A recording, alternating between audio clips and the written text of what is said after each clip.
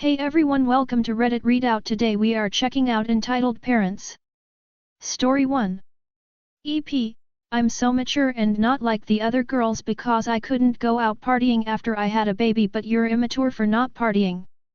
My parents have this friend, Anna, 50F, who has basically had issues with me, 23F, since I was 18. Before I graduated high school she was on good terms with me and was super nice, but then she started being nasty and judging my life choices. She said that she withdrew her enrollment in college and moved in with her boyfriend because she found out she was pregnant in senior year. She said that all college students drink and sleep around, and that going to college isn't real work. She calls college students privileged kids living off their parents, even though she depended on her parents to pay for her kid, and couldn't even buy diapers and formula at first. She claims that having kids makes you grow up faster, and that she was more mature because I couldn't go out drinking and partying every night like other teenagers. I don't drink and am waiting until marriage, my personal preference, no judgment on people who don't. I am currently in school to be a special education teacher as I have PTSD and schizophrenia and was in special education for my entire K-12 years. Between working to pay the bills and finishing my classwork, as well as the volunteer work I do, I have no energy to party due to the aforementioned health issues. Clearly everything she would approve of, right?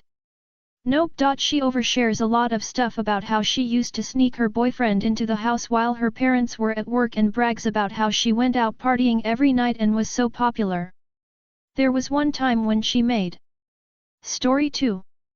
Started my crypto dev journey and it's paying off, but now my parents want a piece. Navigating family and finance isn't easy.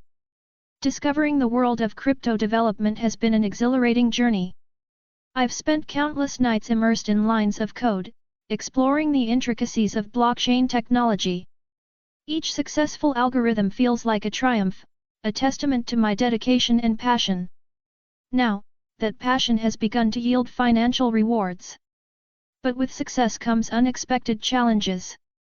My parents, who've always been supportive, have started to see my newfound wealth as a communal pot. They've begun to ask for a share of my earnings. It's a delicate situation. I love my parents and appreciate their support, but this money is the result of my hard work and sleepless nights. It's a balance between family ties and personal achievements. I'm reaching out to you guys. What do I do? I started a new project which requires all my funds and even more, but my parents don't understand. What do I do? Story 3. My mom went berserk. I was just sleeping at 12:01 a.m. She woke me up and said to cut the cake for the guests, and to put away the lasagna she made. She said that I had been sleeping all day. Which is not true. In fact, I timed her. She waited less than 15 minutes in between tasks until 6 p.m., and continually to hassle me later. Well, anyways, I got tired around 11 o'clock, and went to sleep. Just a few minutes later, there she goes, waking me up. She also has 2 men over, who I'll call John and Dave. They were both on my side. My dad is picking me up soon, separate houses. This is normal, but lots of friends and my dad tell me otherwise. I locked myself in my room after she hit me and spit in my eyeballs. She is on the phone with the police as I'm typing. Story 4. Escaping an emotionally abusive household.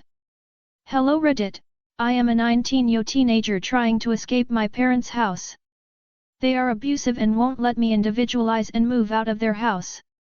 There is no point in trying to explain to them that I want to move out because they would not let me physically do it and would play the victim and try to guilt-trip me into thinking that I am an ungrateful spoiled brat because I have a roof over my head and food in my stomach, basic human needs. I am currently saving up some dollar on a separate bank account that they don't know about. I am trying to save as much dollar as possible. They are also extremely possessive of my money and my belongings. For instance, I worked a part-time job at a small company during summer and my parents would not let me spend my money the way I wanted to. Don't think about buying alcohol or doing wacky shit, no, I just wanted to buy a new keyboard and a graphic tablet. I am currently in college, studying computer science. I would love to move out of their house and keep studying computer science at the same university, but I know they would contact my school and would visit me and start crying and telling the teachers and the guardians that I stole something or did something wrong if they find out I don't want to live with them anymore. What should I do? I was thinking about dropping out of college and finding a job in a big city other than the one I'm currently living in. But unfortunately, there is a huge problem: money.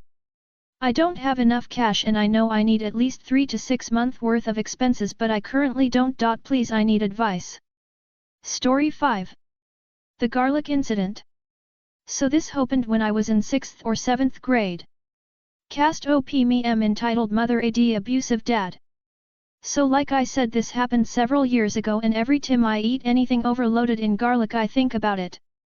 So I had found a game on Cool Math, don't know if the site still exists, called Duck Life 4. I made a stupid preteen decision to stay up all night playing Duck Life 4 on the actual site. It was from about 3 in the morning. AD had a job working in a motor factory and he woke up every morning at 3 AM. This was before I learned to be sneaky. Well, he caught me, and since it was the weekend he was off. Well, when my MWHW and she woke up, the following events took place. Trigger warning: vomit and abuse. So my punishment was my M made a lovely concoction made up of powdered garlic, cloves, minced garlic and a few other strong spices. Well, then she mixed it with lukewarm water, and my father AD stood outside with a belt and told me to run laps since I could stay up all night. Well, she remade the same mix about 10 times and then I got overheated and threw up. Well, I hadn't satisfied my parents' abusive nature. They take absolute pleasure in making my life, aka every living breathing second, hell. So my AD started beating me with the belt, and me being in pain and agony was begging him to stop. Well, he hit me a few more times and then stopped. And this is why I sometimes hate garlic foods. Story 6. Mother thinks she has the right to tell or not tell when Bob is born. So my Bob is due to be delivered next Wednesday, the day before my grandmother's birthday. I told my entitled mother this yesterday when she rang and did her usual prying into her children's life. She then says I won't be telling grandma anything, she won't know until the baby is 6 weeks.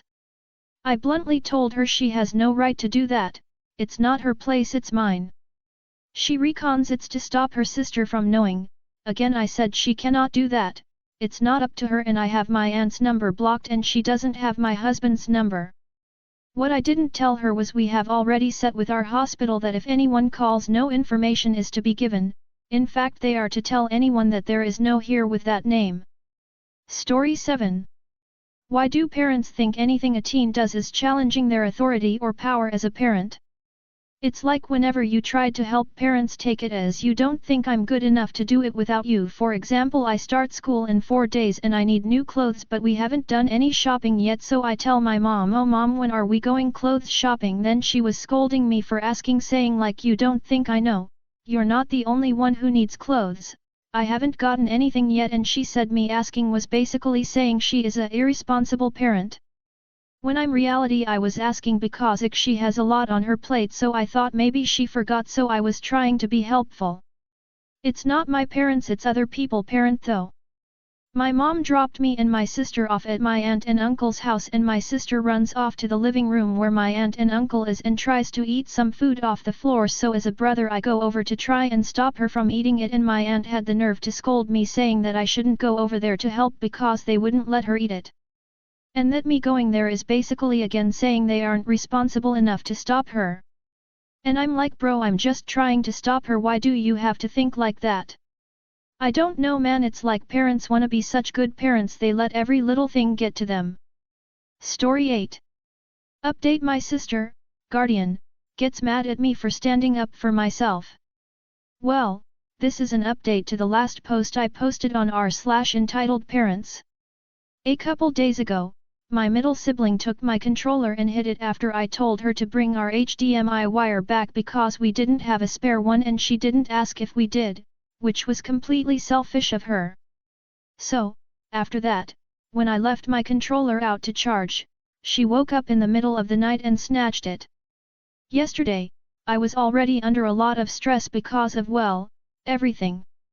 I had recently been put on nutrition shakes because I can't gain weight, nor do I eat a lot, so I'm close to being underweight, and we had gotten another dog when they can't even take care of the one we have.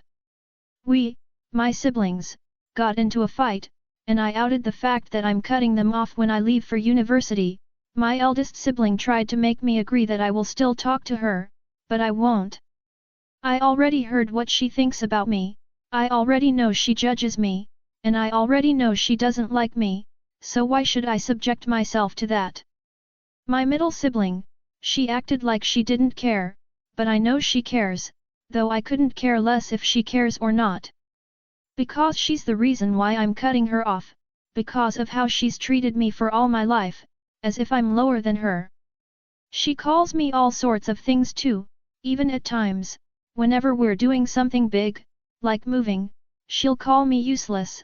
I have a muscle condition, I can't do much heavy lifting, and I'm weak as hell from my eating issue.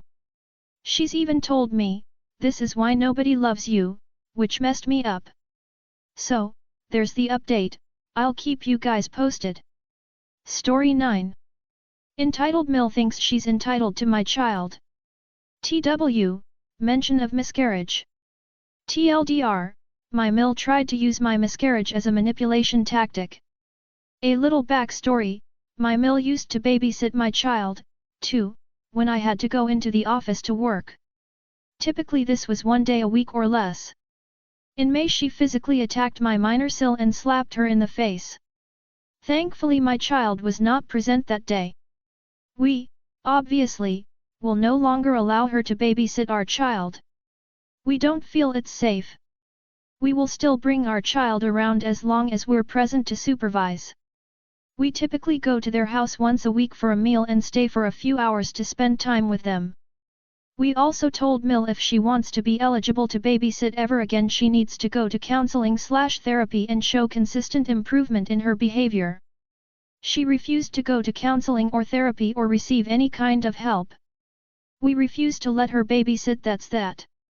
I got pregnant end of May and found out beginning of July I had a miscarriage.